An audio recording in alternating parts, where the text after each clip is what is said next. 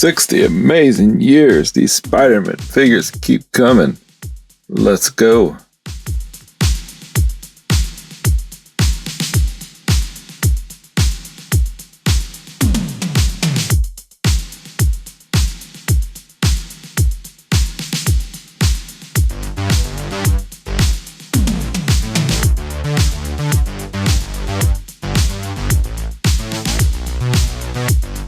Geeks was popping. We're continuing the 60-year celebration of Spider-Man.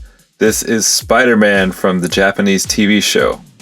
I can't read Japanese. I don't know what that says. I'm assuming it says Spider-Man.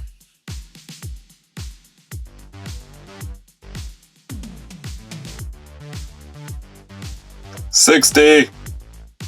They switched it up on us. I almost didn't find the barcode. It's not on the bottom of the box. Still no bio. Still getting used to this packaging. So my local Target, when I got my Renew Your Vows set, I opened it before I left the store, and the manager asked me why I was doing that, and I explained to her what was going on with these action figures and new cardboard boxes. Went back in last week, and she pulled me aside, and she was like, "Oh, I'm so glad you told me that." She's like, "We started checking the boxes when people are buying these Hasbro cardboard boxes." She said, "They've been finding figure swaps left and right." She said it's insane, and she doesn't know how many they missed before I told her. So this thing is real. This threat of not knowing what's in the box is causing major problems. But anyway, that's not what this video is about. Accessories. While we've gotten webbing like this before, the material feels a little bit stiffer. It's kind of like a hard plastic holding its form more. This feels the same. And he comes with two fists. Hasbro definitely nailed the look they were going for. Whether that's good or bad, I'm gonna let you decide. I don't know how many of you are old enough to remember this show, but I'm sure you've seen clips of it on YouTube. So they nailed the look of it.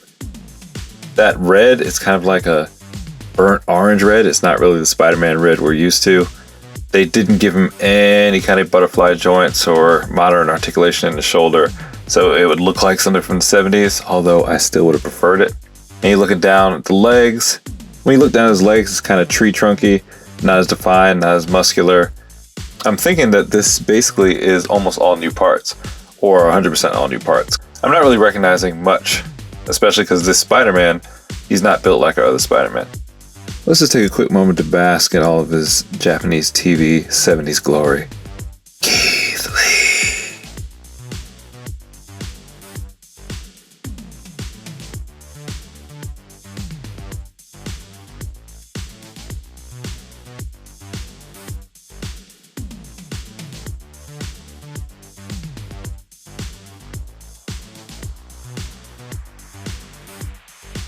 So despite him having this old school flavor, he's got pinless elbows and pinless knees.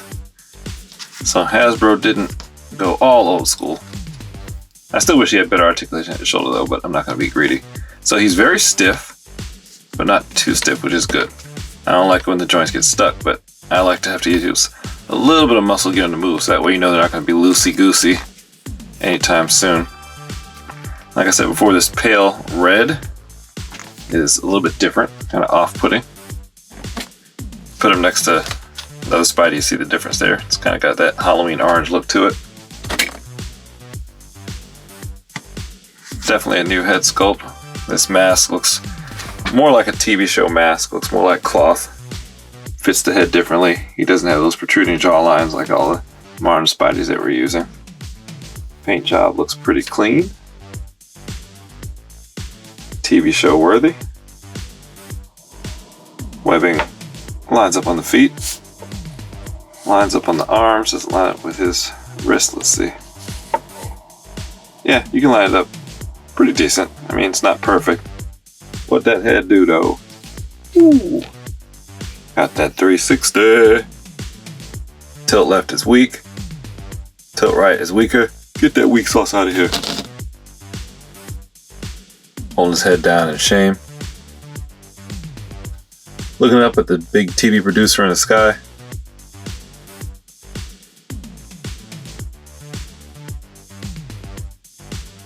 Now you may notice he looks real shiny, but that's the light reflecting off the little crevices in his suit to make it look like cloth.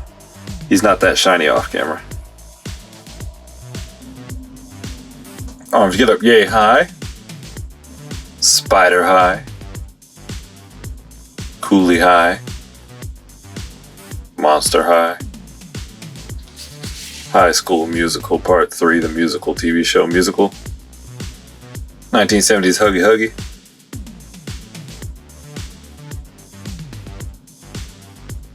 You kids that are watching this that don't know what this thing is on his wrist, it's a Japanese summoner. It's used to summon, I don't remember what it's called, but if you're familiar with the Power Rangers, how they summon their Zords, he summons some big robot thing.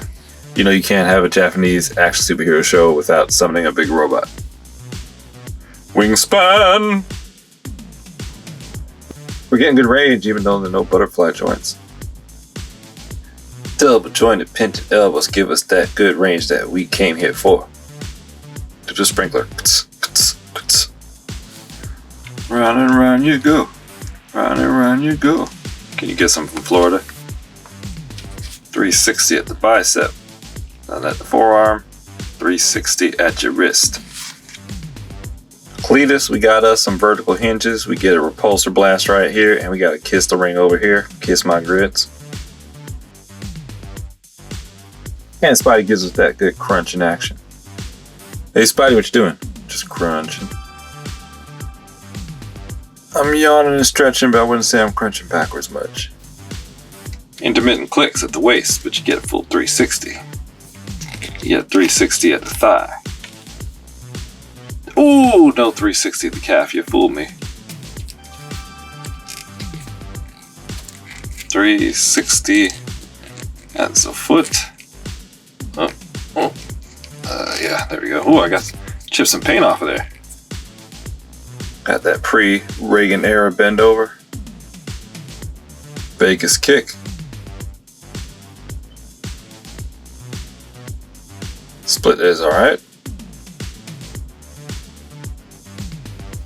And he's bringing us that Rob Van Damage. Double jointed pinless knees give you much more than you could have hoped for. Look at that. Look at that. Look at that. That prance is savage. And so is that dance. Look at those toes point. They say when you're on TV, the camera makes it look 10 pounds heavier and also a couple inches taller. Let's find out how tall he is for real. 6 1/4 inches. Hello, my odd-colored friend. You are odd-colored. No, you are odd-colored. Yeah, you're both odd-colored. New updated silk. And the new Doc Ock. And sorry, TV Spidey, but I had to do it to you. The new gold standard. Alright, I think we've seen enough. It's time for me to render my Spider verdict. It is what it is.